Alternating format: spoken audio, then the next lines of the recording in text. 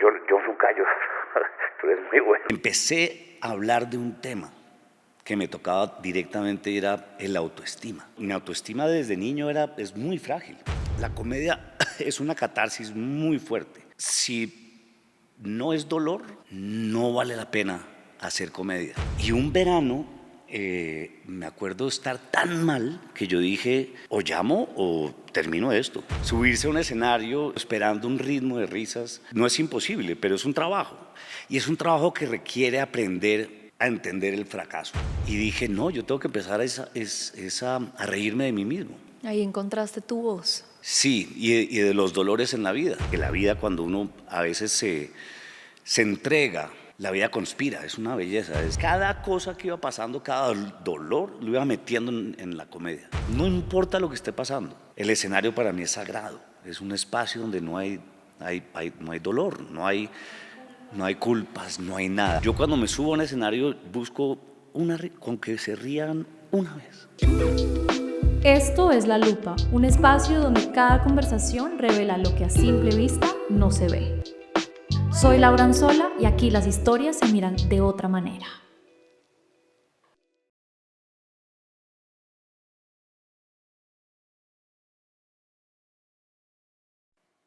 Bueno, Antonio Sanín, bienvenido a La Lupa, gracias por estar acá. ¿Ya arrancamos? Ya, de una. ¿Es así? Así. Bueno, dale.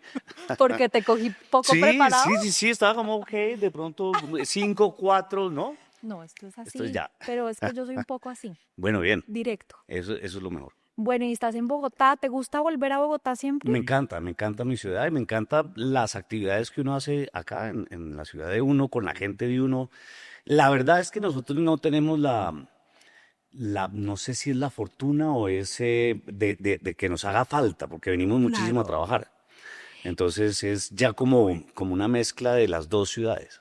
¿No te parece que Bogotá y Nueva York tienen cosas similares? Como Sí. que se parecen en su caos o en su magia, como un misticismo ahí chévere. En su mezcla de amor y odio. Sí. No son ciudades fáciles, además, no son ciudades que se entregan a la gente fácil, uno tiene que descubrir a esas ciudades.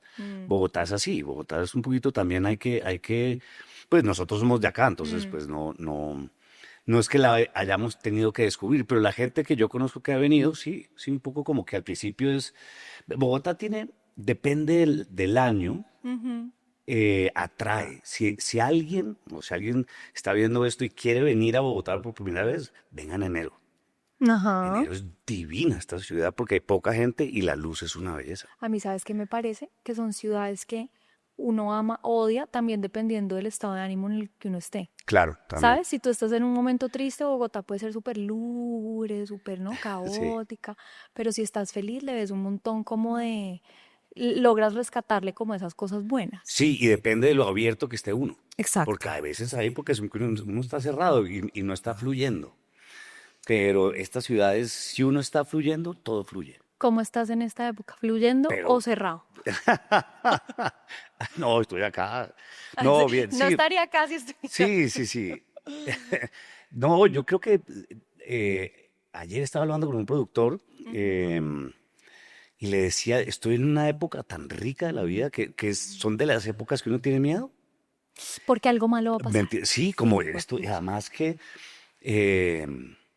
hay momentos en que uno dice, porque obviamente hemos pasado por muchas épocas en la vida, estamos ya con los hijos grandes, abandonando el nido, estamos en esta nueva época que es una delicia. Sí. Es muy rico. O sea, me ilusiono con esa época. Sí. Y un secreto, los hijos no hacen falta. Y no me digas eso, yo tengo dos. Pero claro, cuando son niños, sí, claro, sí, pero sí. cuando se van de la casa uno de pronto se siente como, bueno, no me estuvo tan mal. No me están haciendo tanta falta. Ahorita decías que estás en una muy buena época, pero que no siempre fue así. Claro. ¿Qué recuerdas como una época así, de verdad, tesa, difícil? Yo creo que hay una época en especial que mi papá estaba enfermo, diagnosticado de cáncer con leucemia. Y entonces yo escribí un libro como para hacerle un homenaje a él y hacer una conexión entre mi papá y mi hijo. Entonces empecé a sentir una necesidad de dejarle a mi hijo mucha información que mi papá no me había dado, porque mi papá era de Manizales, mi papá era, no, venía de una finca ganadera, pues era recio, ¿no? Manizales. Sí, sí, Y sí. entonces, pues nunca tuvo ningún acercamiento real de cómo está, ven, hablamos, o ven, hablemos en esta época de la adolescencia, esto está pasando. No había mucha intimidad. No, nada. Y muy poco, permitía muy poco la emoción, ¿no? Eso era como, papá nunca me dio un abrazo, nunca, pues, hola, hola, ¿cómo estás? Antonio, como Antonio, me decía.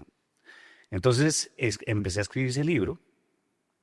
Cuando lo lancé, estaba el hijo de Fanny Mickey en el lanzamiento y yo lo lancé con el dibujante que me hizo unas caricaturas en el libro. El libro se llama Todo lo que siempre quiso saber y su papá nunca le explicó. Entonces reuní un montón de preguntas que le hice a mis amigos. ¿Usted qué le hubiera gustado que su papá le contara? Entonces me busqué unos expertos, unos médicos, porque había muchas cosas sexuales que los hombres no sabemos. ¿Qué nos pasa cuando estamos en ese momento de especial y nuestro amigo no funciona? Que no, en la adolescencia yo soy lampiño, yo no tengo casi pelo. Entonces, todas esas preguntas, que será que mis amigos que son peludos son más hombres que yo? ¿Por qué a los 14 me duelen las tetillas? ¿Por qué me da sueño después de hacer el amor? ¿Cuál es la diferencia de un orgasmo de una mujer y un hombre? No, todas esas Claro. cosas. Entonces las empecé a escribir con un poquito de comedia, que fuera, y lancé ese libro y le gustó mucho. En esa época el hijo de Fanny Mickey estaba manejando el Teatro Nacional y me dijo, estrenemos esa obra, hagamos la obra Hagamos y la obra. estrenémosla en enero. Y en ese año a mi mamá le diagnosticaron también cáncer. Ay, Entonces estaban los dos ahí y llegó diciembre, ya listos para enero estrenar. Mi papá murió en diciembre. Yo me llevé a mi mamá y a mi hija a Santa Marta o sea, a mis hijos. Y empecé a notar que mi hija estaba mucho más delgada de lo que debería estar. Y estaba racionando mucho la comida y terminamos esas vacaciones, le dije a mi ex esposa, estoy viendo esto, ¿cuántos años tenía tu hijo? por ahí 14, 15, sí. Sí, por ahí 15. Ella se fue a los 15 a Nueva Zelanda 6 meses, volvió un poquito más gordita, porque pues Normal. normal.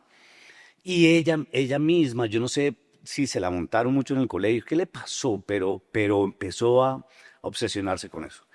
Y en enero la diagnosticaron con anorexia. Y estuvo en un lugar, se desmayó, después estuvo en la Santa Fe, como 3 semanas casi no cuidados intensivos, sino en el otro que es como, ¿Cuidados intermedios? no, rehabilitación. Hemos dicho, es que la comida la podía matar. Estaba tan al otro lado que sacarla de ese hueco fue muy difícil y tenía que estrenar porque ya no había otra forma de hacerlo. Pues ¿Y ya cómo, o sea, uno ahí de papá, uno obviamente se hace la pregunta de qué hice malo, en qué fallé? es lo primero. ¿Y qué crees que pudo pasar? Es que eso es cuando uno ya estudia el tema, eso Sí. es una enfermedad mental Sí. que entre otras es muy peligrosa. Es la enfermedad mental con más mortalidad de todas las enfermedades mentales. Entonces, es un desbalance del cerebro en cierto momento que puede ocurrir porque sí, como en la adolescencia se desarrollan las enfermedades mentales, a alguien le puede dar esquizofrenia o a alguien le puede dar, ¿no? Claro. Y esa enfermedad empieza en la adolescencia. Puede también ocurrir después, pero en general ocurre ahí. ¿Tu hija cómo está en este momento? Está bien, está muy bien. Ahora se balancea muy bien. Ella de todas formas va a tener anorexia toda la vida. Sí. Pero es una valiente. Esa mujer es muy valiente y lo sacó adelante y lo maneja muy bien hoy en día. Qué hermosura. Acabamos de sacar precisamente un capítulo también de un caso de anorexia y es una enfermedad también muy solitaria. Claro, Aísla mucho. sí. Y le dicen la bruja, eh, porque además busca conexión con otras anoréxicas. Y hay cosas muy peligrosas que hay que enseñarle a papás que estén pasando por ese momento, porque ellas buscan conectarse por internet con grupos que apoyan la anorexia. O sea, páginas de internet y cuentas donde les enseñan a qué hacer para comer menos, para esconder la vomitada. Buscan comunidad. Buscan comunidad, sí, pero es muy negativa y oscura. Entonces, volviendo a esa época que recuerdas como oscura o como difícil, digámoslo así, Sí. hablaste primero de tu papá y yo inmediatamente pensé que al tener un papá de pronto frío y distante, nunca pensaste que de pronto a lo que te habías dedicado y la profesión que habías escogido o lo que te gusta hacer era como una manera de buscar esa conexión con la gente que no habías tenido con tu papá de pronto. Yo sí creo, yo lo he pensado y sí creo. Mi papá era muy gracioso. Mi papá echaba unos cuentos muy largos y muy buenos, pero era muy serio en la casa. Entonces yo me acuerdo que cuando yo tenía unos 14 años ya había desarrollado un sistema de esconder mi timidez, mi déficit de atención, mis bajos rendimientos en el colegio, mi dislexia, mi autoestima bajísima con la comedia. Pero yo, por ejemplo, entonces hacía algo en el colegio que la gente se reía y yo quería llegar a contarle a mi papá lo que había hecho, Ay, qué belleza. ¿no? Buscando un poco de aprobación. Exacto. Pero si yo lo contaba como si yo lo hubiera hecho, él no se ría.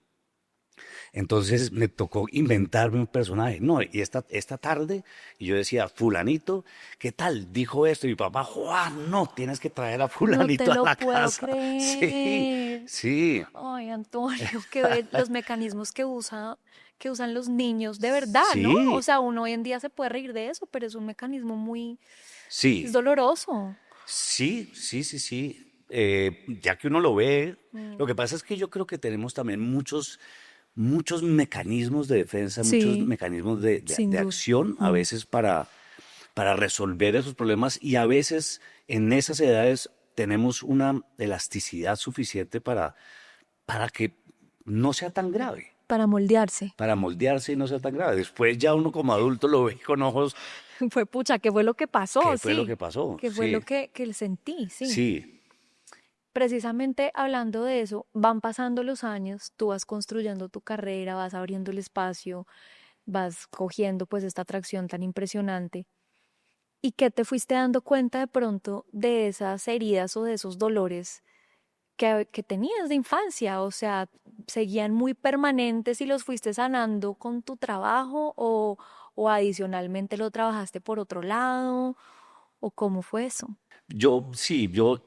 Mira, yo me fui a los 20 años a Los Ángeles Sí. básicamente a buscar vida, a buscar algo. Yo sabía que unos amigos se habían ido y lo tomé como una excusa para irme, pero pues obviamente no me podía quedar con ellos, tuve que buscar vida. Y afortunadamente encontré la manera de quedarme, de estudiar, y terminé, después de 4 años, después de como 3 años, terminé trabajando por cosas de la vida. Porque la vida, cuando uno a veces se entrega, la vida conspira, es una belleza. Sí, es una belleza. Es una belleza. Entonces terminé trabajando en una gran agencia de publicidad en Los Ángeles. Pero en esa época llevaba ya demasiado tiempo lejos de Bogotá. Me hacía falta la familia, los amigos. La soledad cuando uno vive en otro país es muy Enorme. fuerte.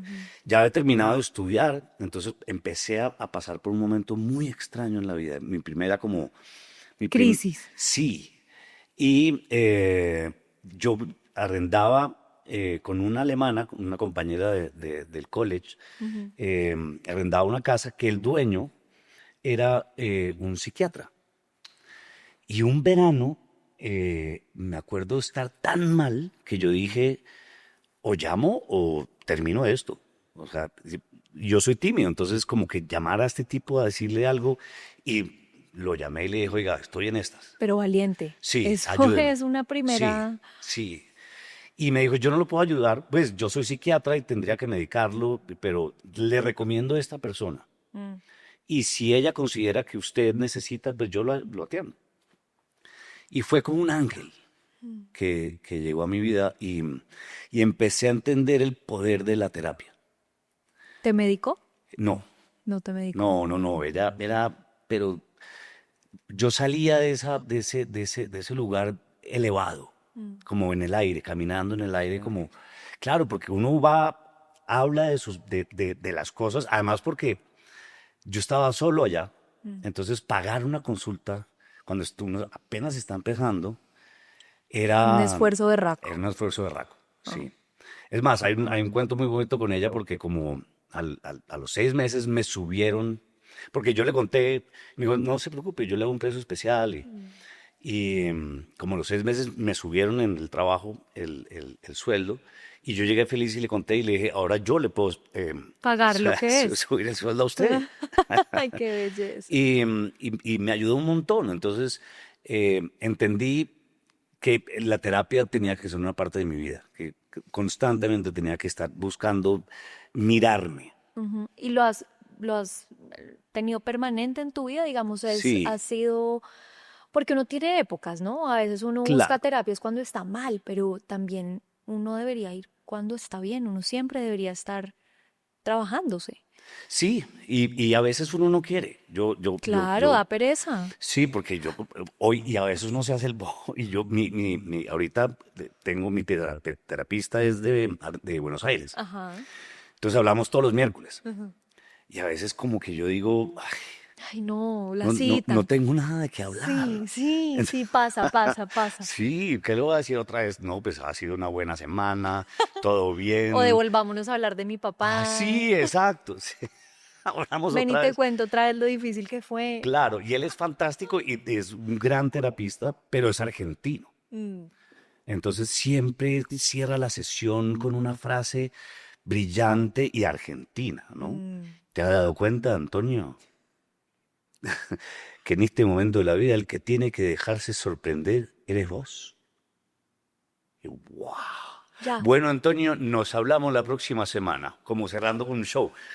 Y tú te llevas tu frase de regalo Sí. para el siguiente miércoles. Exacto. Pero sí, y la comedia es una catarsis muy fuerte, porque uno se da cuenta que si no es dolor, no vale la pena hacer comedia. Qué Si el tema no viene de algún dolor, ¿para qué? ¿Para qué hacer reír por hacer reír? Yo creo que la comedia lo bonito es que tiene ese ingrediente que no lo vemos, porque no se tiene que ver además. No, es transformado. Exacto, pero por algún lado pasó. De los trabajos que tú has hecho, bueno, a lo largo de tu vida, que son muchos, ¿de cuál te has sentido más orgulloso en temas de eso precisamente? Como decir, ahí fue donde pude transformar este dolor o este dolor mío fue manifestado y fue como un gran regalo a mí mismo. Sí, yo creo que es mi primer stand-up. Ujú. Yo venía trabajando con un socio, con Julián Arango, muchos años, desde el colegio, desde los Sí. 15 años. Y habíamos hecho todo un trabajo toda la vida para aprender a escribir, para aprender. Y habíamos entrado al Teatro Nacional, habíamos tenido un éxito muy grande por mucho tiempo. Y en un momento dado él tuvo una crisis y sintió la necesidad de irse. Y yo, pero me dio mucha rabia porque dije, pero como, Estamos en esto, sí. llevamos 15 años en estas, estamos logrando lo que siempre hemos soñado. Y tuve que empezar solo, aprender qué era eso, porque yo había escrito con él, todo era con él, pero esta vez solo. Qué miedo. Qué miedo, sí. Uy, qué miedo. Sí, sí. Subirse a un escenario, hablar solo durante cierta cantidad de tiempo, esperando un ritmo de risas, no es no es imposible, pero es un trabajo. Y es un trabajo que requiere aprender a entender el fracaso. Ajá. Porque de todas formas, tú puedes escribir, pero la única manera de saber que va a funcionar es botándolo. Claro, estando ahí. Sí. Entonces tú creas un pajarito, Ujú. ¿no? O un avioncito. Con mucho cariño, de pronto lo sueltas y de pronto hace ¡guap! Y no voló y lo vuelves a coger y lo vuelves a arreglar, de pronto esto. Y ese pajarito de pronto no va a volar. Uno tiene que saber. Eso es de plomo, no tiene aerodinámica y a veces hay unos que uno arma y ¡bum! Y eso vuela Divino. sin mucho esfuerzo y vuela divino. Por ejemplo, tú te paras ya digamos, o sea, porque eso debe depender también, no sé si sea un tema de suerte, pero sí de energía, bueno, es que yo creo mucho en eso, pero tú te paras en un escenario y ya sabes si va a ser una buena noche, como que te echas la primera y dices, acá ya, hoy no fue mi idea. Definitivamente sí, lo ¿Sí? sientes, sí. Sí, lo ¿Y qué sientes. hace uno para saber que a uno le toca terminar su trabajo ese día? Juepucha, No hay de otra. qué miedo. O sea, No hay de otra. Yo sé que de todas formas, digamos, especialmente en la parte corporativa, cuando hago shows corporativos, sí, que me pagan para un público que no pagó por verme, sino que de claro. pronto aparezco. Ah, este man. Y algunos van a decir, ah, me gusta. Otros van a decir, ¿quién es? Y otros van a decir, ay, no me lo aguanto. Hay un porcentaje. Ah. Entonces, en esos momentos, sí hay que medir mucho, entrar con un ganador, con algo muy básico. ¿Qué tanto improvisas? No mucho, ¿No mucho? no, la verdad, especialmente el stand-up comedy es muy riguroso en la escritura, porque pues es que pretende cierta cantidad de risas por minuto, en general de 20 a 30 risas por minuto, para que ¿Se sea. espera que sea 20 a Sí. 30 risas por minuto? Sí, ese es el promedio de un stand-up exitoso. Entonces, cuando empecé a escribir muy intelectual. Empecé a Ajá. escribir, tomé un taller con un gran maestro de stand-up acá, que en esa época, esto fue hace 15 años o más, 18 años por ahí. Y era el único que sabía más o menos cómo funcionaba Claro, eso no el era stand-up. muy Sí. común. Y, y al final hicimos un pequeño lanzamiento Ajá.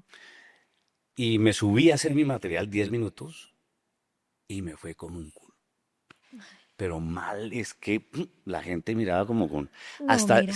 O sea, es que tú me cuentas esto y yo siento como que se me cierra la garganta. Sí, sí, no, imagínate. Yo además había estado en el Teatro Nacional. Tenía un show que le iba muy bien. Después lo hicimos para Netflix. O sea, era un show muy blindado. Y ahora tenía que empezar de ceros, pero tenía que enfrentar esos fracasos. Pero duelen.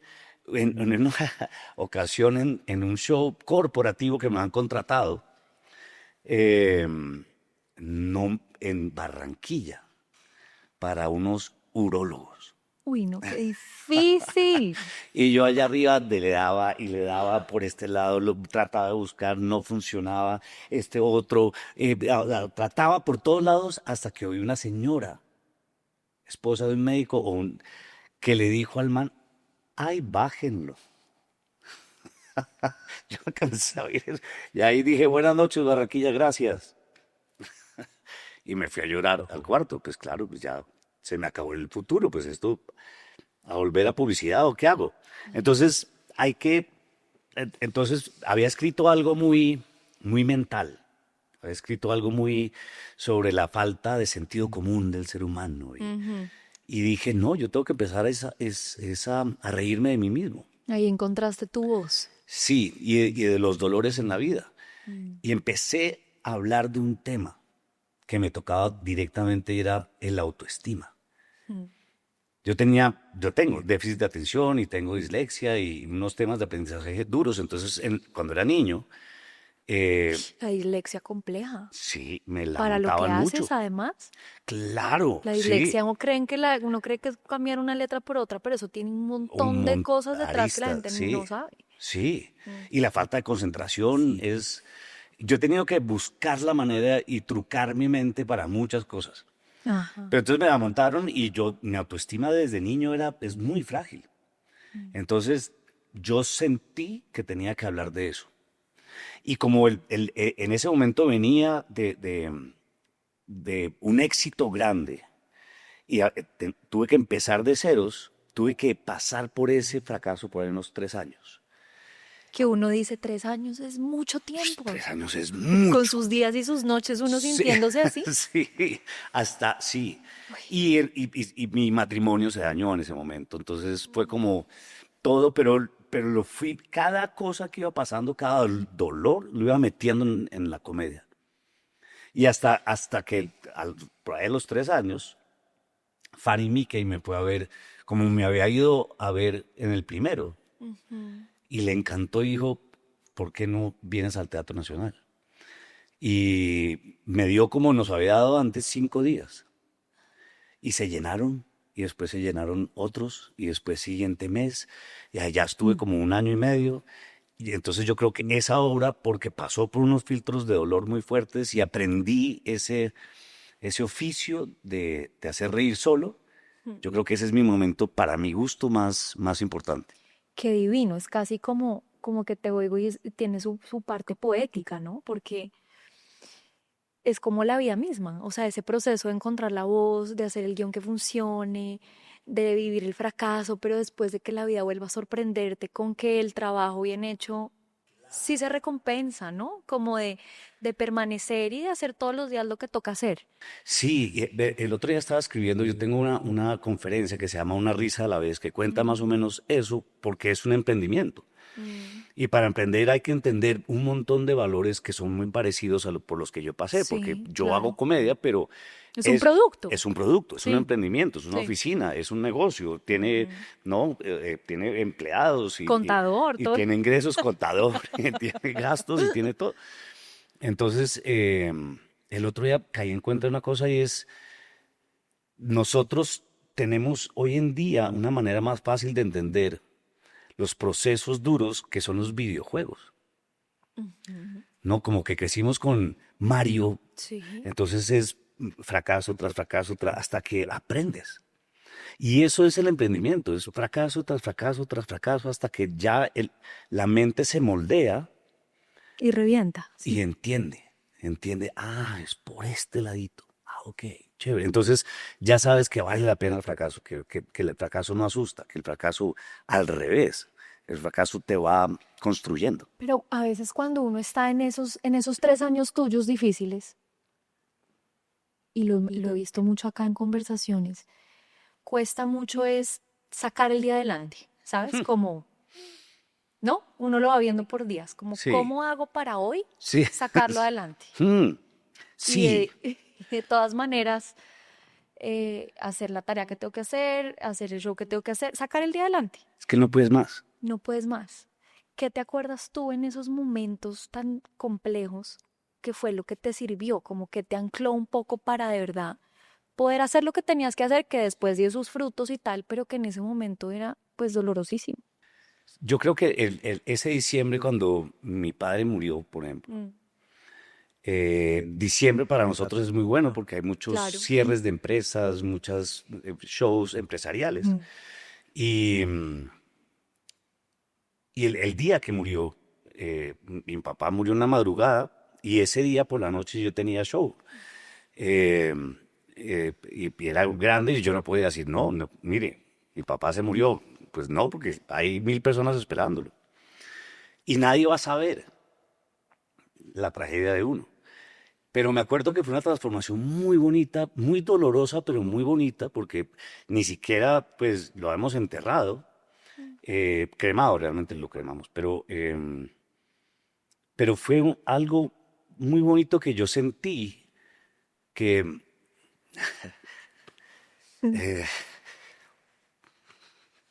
que eso lo había hecho para él. Ay, qué belleza. Entonces me subí con mucha emoción, Y la mejor despedida. imagínese. Entonces, sí. Y unos meses antes, cuando había lanzado la obra, o el libro, no me acuerdo, pero llegué a la clínica y le dije, yo nunca, tú eres muy buena. Gracias. Y le dije, me dijo, ¿cómo te fue anoche en un show? Y le dije, estaba lleno. Y a mí me alucina, honestamente. Me alucina cómo tanta gente llega a un lugar a la misma hora para verme. Ay, O sí, sea, muy es emocionante. muy mágico. Es como. Sí. Y me dijo, sí, es que a veces el único que duda en ti eres tú, en lo que tienes tú. Qué Entonces, sí. hermosura. Entonces fue muy duro. Me acuerdo de ese proceso, pero yo terminé ese show y fue de lo más bonito que me ha pasado. Y ahí uno entiende, cuando le dicen a uno, usted como comediante, se sube en el escenario a veces triste o a veces... Y ahí entendí una cosa, es que no, yo no me subo, no importa lo que esté pasando. El escenario para mí es sagrado, es un espacio donde no hay dolor, no hay, No hay no culpas, hay no hay culpas, nada. no hay nada, hay luz, yo lo llamo el monstruo, que es unas risas, una gente que está allá, que yo Qué lo lindo. siento como un ser, ¿no? Que si lo consiento bien y soy honesto y soy chévere, Mm. responde. Además, ¿no te parece que no hay nada más generoso con uno mismo que cuando uno se cumple? Cuando Sí, uno, si uno se puede montar al escenario muerto de dolor o yo me puedo sentar en esta silla muerta de dolor, pero cuando terminas es un gran regalo como decir, me cumplí, hice no solo lo que tengo que hacer, sino lo que mi alma quiere hacer sí, a pesar del dolor. sí. Y a pesar hay algo muy extraño, que es una decisión. Yo voy a hacer esto. Ujú, Esto lo voy a hacer. Esto ujú, no voy a probar. Esto es una decisión que lo voy a hacer ujú. hasta que la vida me dé, ¿no? Y ahí es donde hay que confiar. Y entregarse. Porque a veces, como decíamos, uno hace y van pasando los días y llega un momento en que lo único que queda es la vida sabrá que yo esto lo estaba haciendo con todo el corazón Claro, sí, y que la vida sabrá y sí, vendrán cosas lindas porque si uno no confía en la vida, entonces ¿qué, no? sí. Y sucede. No, y sucede, y hay hay muchos momentos que le están mandando muchos retos y le están diciendo, de verdad, usted, de verdad, muy ¿De machito, verdad si quiere esto? muy machito, ¿no? Espere, verá. Pero esos momentos son retadores. Hay otros momentos que son peores. Es cuando no está pasando nada, son las aguas calmas. Uf, ¿No? te Entonces, entiendo. porque, claro, si hay adrenalina, si estás por un río y estás por aguas rápidas y ves el caimán y todo eso da miedo y todo eso, y te caes y el agua fría y casi te ahogas y te vuelves a montar, pero no hay nada peor que el momento en que la balsa está así Sí, y es no ves verdad, nada. es verdad. Pero también, no sé si te ha pasado que esos momentos, porque me pasó. A veces uno tiene que enseñarle a la mente a diferenciar la tranquilidad del aburrimiento, Claro, ¿no? Y de sí. decirle, no, mira, tú no es que estés aburrida, es que llevas también mucho tiempo en estado de alerta, Ujú, ¿no? Es como hay que también ayudarle a la mente como a sí. comprender esas cosas, porque en cualquier segundo entonces uno resuelve que la vida no está tan chévere, ¿no? Sí, y también que yo le digo a mis hijos hoy en día, que ya son grandes, entiendan a manejar esas aguas calmas. Ujú. Por ejemplo, cuando estén pasando de trabajo a trabajo, ¿no? Sí. Uno tiende a desesperarse, Mm. a decir, no, no va a llegar un trabajo. Sí va a llegar, aproveche ese tiempo. Siga remando, siga buscando el trabajo, siga haciendo lo que tiene que hacer el día a día, pero relájese. Mm. Como cuando uno termina con una pareja y va a pasar por un momento de angustia, de decir, ¿será que nunca más vuelvo a enamorarme? No va a aparecer nadie más, voy a quedarme solo el resto de la vida. No, Mm. Mm. va a aparecer. Sí. Y va a estar otra vez en las mismas, con la misma otra pareja, pero en las mismas. Entonces aproveche el momento que está solo y tranquilo. No, y por ejemplo, tú ahorita que hablabas, bueno, de esos famosos 3 años que hemos hablado tanto, pero seguramente ha habido muchos momentos también difíciles. que ya después cuando pasa la mala racha, por decirlo así, uno echa para atrás y se acuerda y uno se ve de lo mal que la pasó y uno dice, qué delicia haber pasado eso y uno valora tantísimas cosas que de verdad antes ¿Y cómo lo ni logré? veía. ¿Y cómo lo logré? ¿Cómo no Mira. me morí? Sí. Sí, sí, Oiga, sí. pero es que estaba pasando por un momento dado muy grave, una Sí, se crisis pasó muy mal. fuerte. Sí, sí. Sí, sí. ¿Cómo? Y eso también ayuda ahorita que llevamos un tiempo en Nueva York y decidí hacer algo que siempre había querido hacer, porque se había empezado a soñar. Ujú. Desde Los Ángeles yo tenía el sueño, siempre había tenido el sueño de ser actor y comediante, pero yo iba mucho a stand-up Ujú. en Los Ángeles, a clubes pequeños de stand-up yo llegué con esa idea a Colombia después de algún día quiero tener un lugar pequeño de stand-up. Tuyo. Sí, y lo tuvimos con Julián hace 20 y pico de años. Pero, o sea, en Nueva York es lo que quieres hacer No, ahora. ahorita Ah, empecé hace algunos años a hacer stand-up en inglés. bueno, no, Entonces, espérame. A ver, eso ya es como otra profesión, ¿o no? eso es, yo, Porque es que el slang ahí, ¿cómo? eso es música, pero Ah, tocar country o vallenato, aunque los dos son música, son muy diferentes. sí, Stand-up es stand-up, sí. pero stand-up en inglés es muy diferente que stand-up en español. Me Entonces, puedo pues la imaginar. única manera era pues arranque. Pues qué, ¿Y estudiar o qué? pues ¿O no sí, estudiaste? sí, me metí en una escuela de un club de comedia que se llama Carolines Ujú. y ahí empecé. Empecé a traducir material que yo tenía en español. Y lo primero que me di cuenta es, No. Eso te iba a decir, ¿tú piensas en inglés a veces? no, No, o sea, no no, tienes ese, no tengo. No, te porque toca yo vengo traducir. mucho y vivo con mi esposa. Entonces, Claro. en, No, qué en Los difícil. Ángeles me pasó.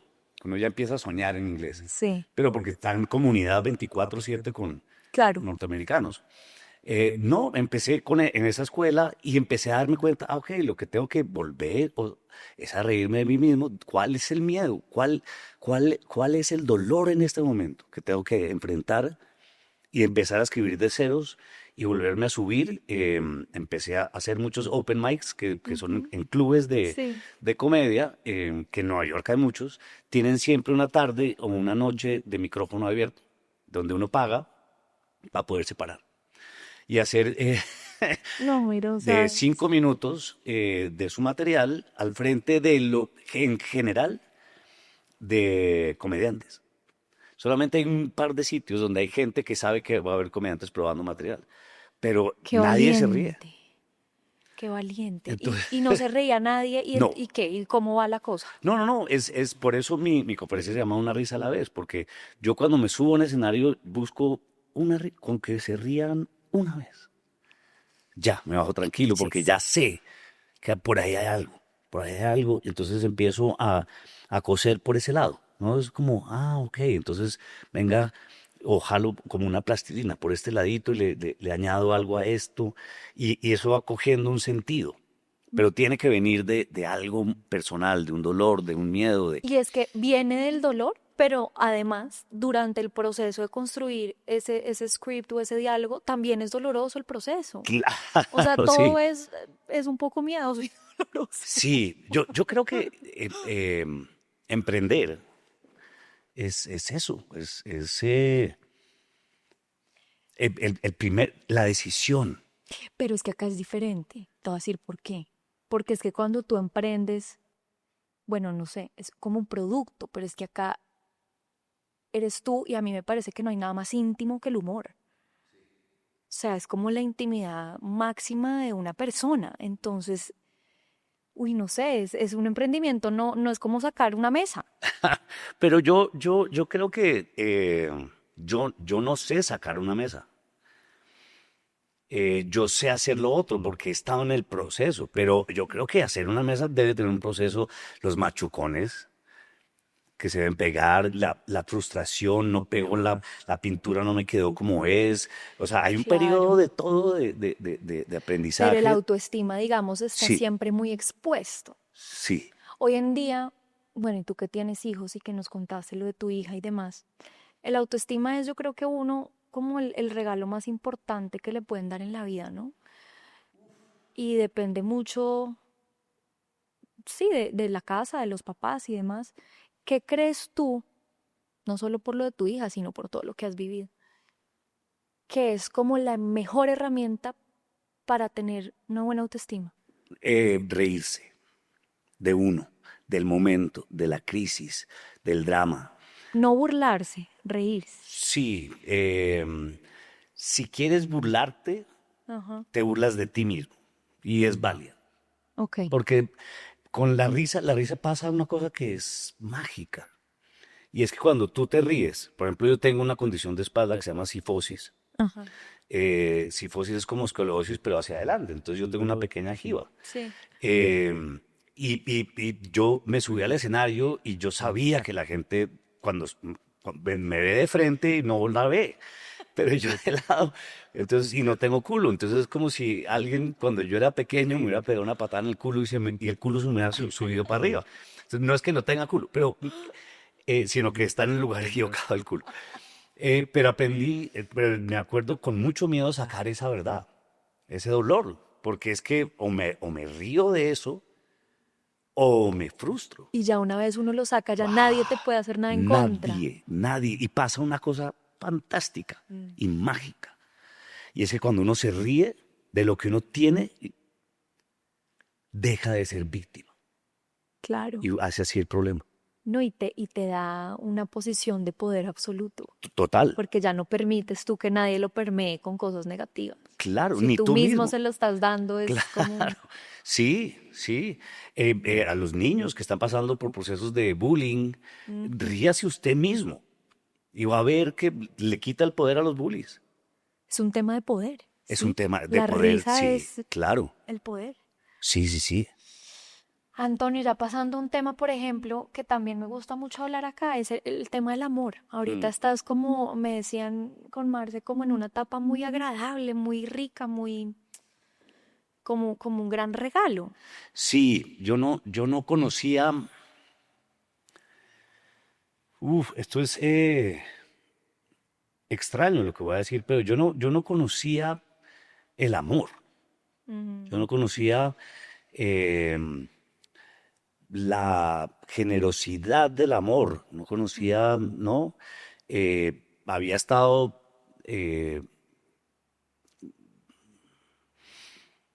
o atraído por alguien o manipulado por alguien, porque es que en el amor a veces hay mucha manipulación y hay Sí, hay mucha oscuridad mucha también. oscuridad, mucho drama, mucho si no es de esta manera, si no hay esto, si no hay, me haces falta, si no hay... Que en últimas no es amor. No, exacto, por eso digo es que yo no creo que conocía realmente lo que es el amor y hay momentos, y es un proceso también de aprendizaje.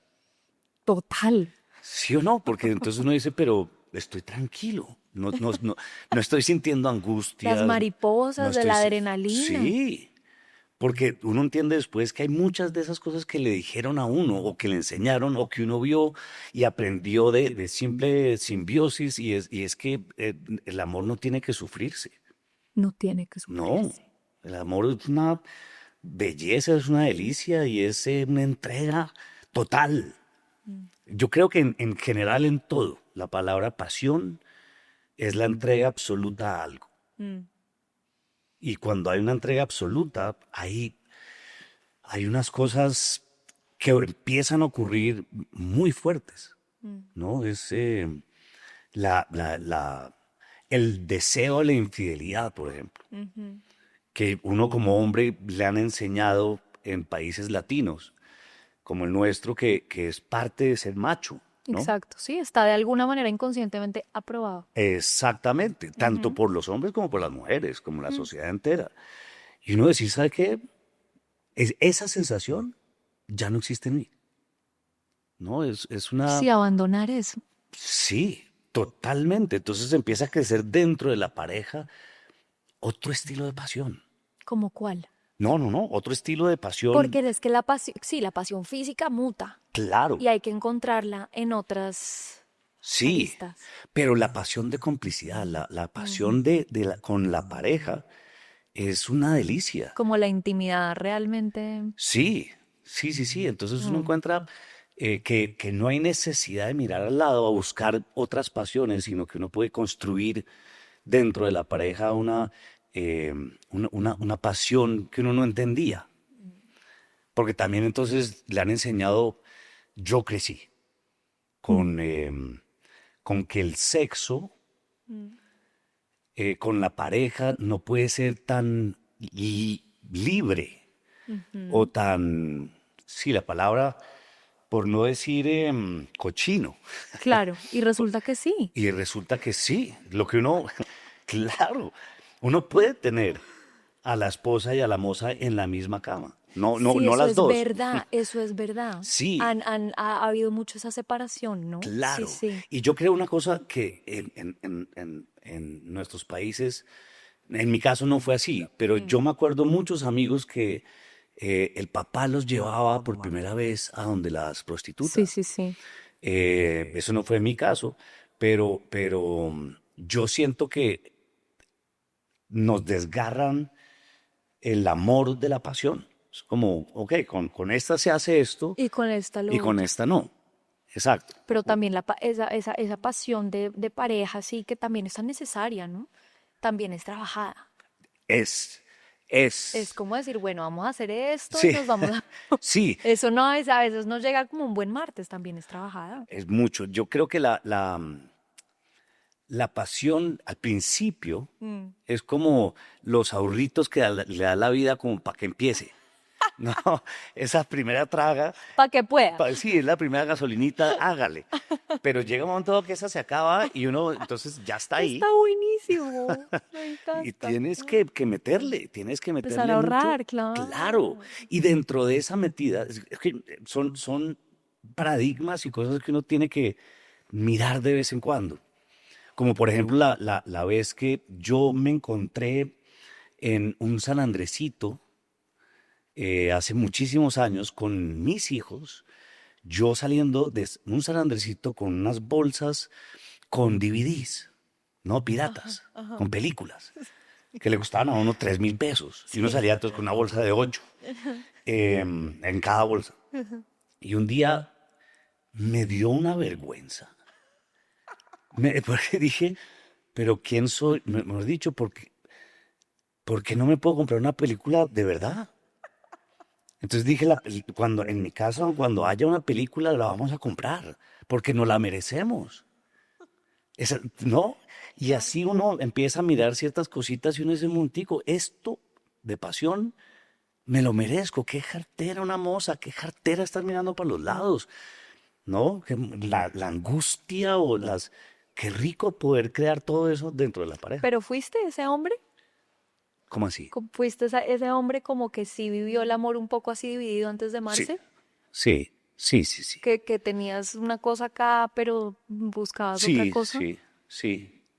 Sí, eso era eso era el paradigma, eso era lo que veíamos. Eso era poder ir a San Andresito y comprar, pues, pero si todo el mundo lo está haciendo, no, si el zapato que tengo puesto, pues lo compré más barato, pues de la misma marca, no, montico, compres el que es, aunque le Claro. cueste un poquito más llegar a ese Pero ahí es zapato, donde uno se da cuenta que uno va como vacas en muchas en cosas. muchísimas cosas. Y está muy Entonces, bien parar y decir en un momento. sí, Sí. a ver qué hay, a ver de pronto qué hay en el otro lado y qué puedo abrir de pronto, ¿no? Y se encuentra en un mundo Sí, que tenía ahí mismo al alcance y que uno sí, no se había dado el chance de ver. sí, como el manejo de la plata, por ejemplo, que Ujú. es muy extraño, porque eso es como el amor, en el que si lo miras demasiado, se va. Es un tema energético. La Es plata es es completamente completamente energético. energético. Entonces también es ese, cuando llega el mes, el momento del mes de pagar sueldos y pagar que esa plata uno siente que se está yendo de la cuenta de uno, Ujú. siéntase feliz, Feliz. que puede pagar eso, que lo está Exacto. pagando. Pagar con felicidad. Esa gente que Uf, es todo el tiempo sí, pidiendo rebaja y eso, Sí, fíjate que son personas que no son abundantes. exacto. La Pague con abundancia es felicidad. energética. Pague impuestos con felicidad, Ujú. ¿no? Bueno, Eso es en un siguiente programa. esa es la única que es como que no sé. Sí, estoy de acuerdo, pero esas son como las reglas, Sí, ¿no? sí, Y entonces sí. uno le dice al contador, bueno, pero de Pero verdad, sí me toca, pues sí, ¿de no, verdad? ¿Tú estás sí, seguro? sí, pues sí, eso es lo que toca.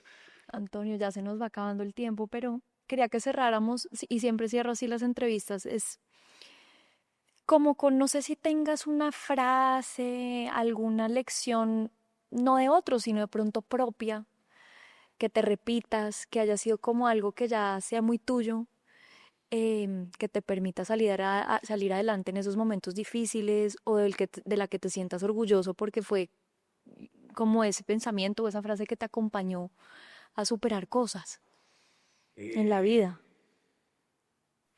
Sí, yo creo que es que hay que seguir remando. Mm. Es la única. Es que yo no conozco otra manera. Me gustaría pensar que hay otra forma que no sea. Dentro de mí, yo no me considero un buen comediante. Yo soy muy trabajador Qué y belleza, obsesionado con eso. qué lindo. Y Yo, de yo, remada en remada Y se remar, llega. pues es la única manera, aprenda esto un poquito más, aprenda el fracaso, aprenda que se puede estrellar, aprenda pero no pare y siga y dele y reme, y reme, y reme, y va a ver que va a llegar a algún lado donde usted quiere llegar, porque el éxito no es a veces lo que pensamos, sino lo que realmente es. Qué belleza. Muy metafórico, muy, muy lindo. Gracias, No a Antonio, por ti, esta entrevista, por dejarme ponerte la lupa hoy. gracias a ti, de verdad, muy bonito.